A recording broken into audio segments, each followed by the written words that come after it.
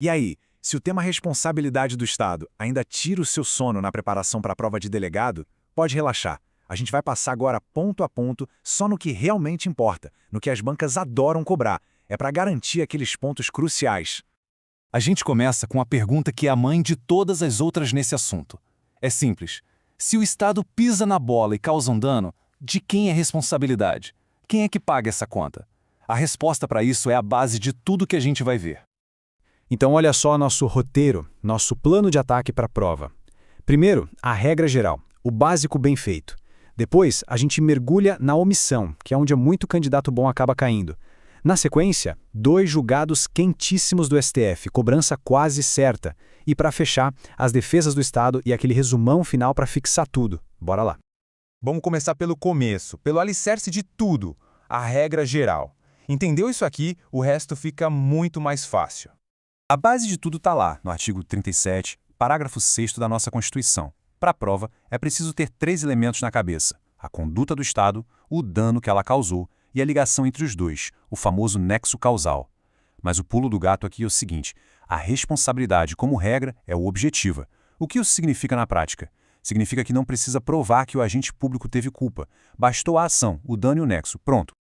Atenção total aqui, porque a banca vai tentar confundir esses dois conceitos. A regra geral no Brasil é a teoria do risco administrativo, ou seja, a responsabilidade é objetiva, sim, mas o Estado pode se defender se provar que o nexo causal foi quebrado.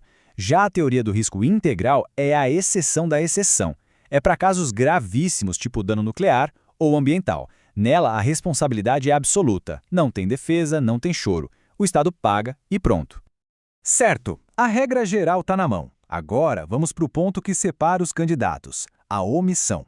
É aqui que a gente analisa a responsabilidade do Estado quando ele deveria ter agido, mas não agiu. E pode apostar, as bancas adoram esse tema. Anota essa regra de ouro porque ela é fundamental. Quando o Estado faz algo, quando ele age, causa um dano, a gente já viu, responsabilidade objetiva. Agora, quando o Estado se omite, aí a história muda um pouco. Tudo vai depender do tipo de omissão. E aqui está a grande virada de chave que precisa ser dominada. Se a omissão for genérica, tipo um buraco na pista que causa um acidente, a responsabilidade é subjetiva. A vítima vai precisar provar a falha do serviço, a negligência do Estado. Agora, se a omissão for específica, ou seja, quando o Estado tinha um dever concreto, legal, de proteger aquela pessoa ou bem, aí a responsabilidade volta a ser objetiva. O melhor exemplo? Um preso sob a custódia do Estado. Para deixar essa ideia de omissão específica bem clara, vamos analisar um caso prático que o STF já pacificou e que, olha, despenca em concurso: a responsabilidade do Estado pela morte de pessoas presas. Essa aí é a tese do tema 592 do Supremo. Uma dica valiosa: memorize a redação. As bancas adoram um copia e cola da jurisprudência. O recado é claro: o dever do Estado de garantir a integridade do preso é específico. E se ele falha nisso, a responsabilidade é direta. A lógica aqui é bem direta. A responsabilidade é objetiva porque o Estado, ao prender alguém, se torna o garantidor da vida daquela pessoa. O nexo causal é praticamente automático, ele é presumido. Se um detento morre sob custódia, não importa se foi suicídio, homicídio por outro preso, presume-se que houve uma falha do Estado em seu dever de proteger. Agora, vamos para outro julgado que é a cara da prova de delegado, super recente e totalmente ligado à atividade policial, a responsabilidade do Estado por danos que acontecem durante operações de segurança pública. No tema 1.237, o STF basicamente disse o seguinte: a regra é que o Estado responde por morte ou ferimento em suas operações. Mas a parte mais importante para a prova é a segunda. O ônus da prova foi invertido. Agora é o Estado que tem que provar que não foi o responsável, que houve alguma excludente. Então vamos resumir. Primeiro passo, a responsabilidade é objetiva. Segundo, o Estado que se vire para provar que não teve culpa.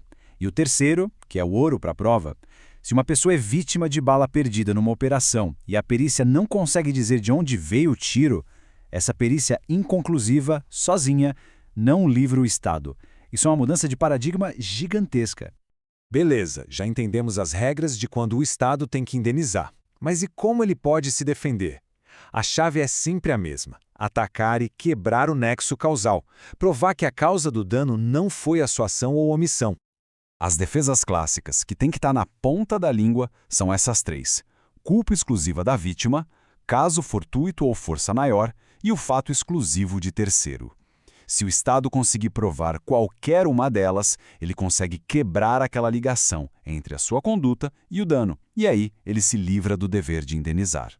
E muita atenção aqui, porque isso é pegadinha clássica de prova. Uma coisa é a relação entre o Estado e a vítima, que é objetiva. Outra, bem diferente, é a relação entre o Estado e o seu agente. Na ação de regresso, para cobrar do servidor o prejuízo, o Estado vai precisar provar que ele agiu com um dolo ou culpa, ou seja, a responsabilidade do agente perante o Estado é subjetiva. E agora, para fechar com chave de ouro, é a hora de organizar tudo isso na cabeça naquele formato perfeito para a memória de véspera de prova. É o nosso esquema bizu. Essa é a tela para tirar um print e revisar 1000 vezes antes da prova. É o mapa da mina. De um lado, os cenários de responsabilidade objetiva, que é a regra para as ações e para as omissões específicas. Do outro, os casos de responsabilidade subjetiva, que se aplicam às omissões genéricas. Isso aqui resume praticamente tudo. E um último detalhe para não ter erro: o prazo prescricional. A pessoa que sofreu o dano tem 5 anos para entrar com a ação contra o Estado. 5 anos. Guarde esse número. Para fechar, fica a reflexão. Todas essas regras não são só para decidir quem paga a conta. Elas são, na verdade, uma ferramenta poderosa para forçar o Estado a ser melhor, a treinar melhor seus policiais, a prestar serviços com mais qualidade. No fim do dia, é sobre construir um Estado mais eficiente e cuidadoso. Pense nisso. Boa sorte na prova e até a próxima.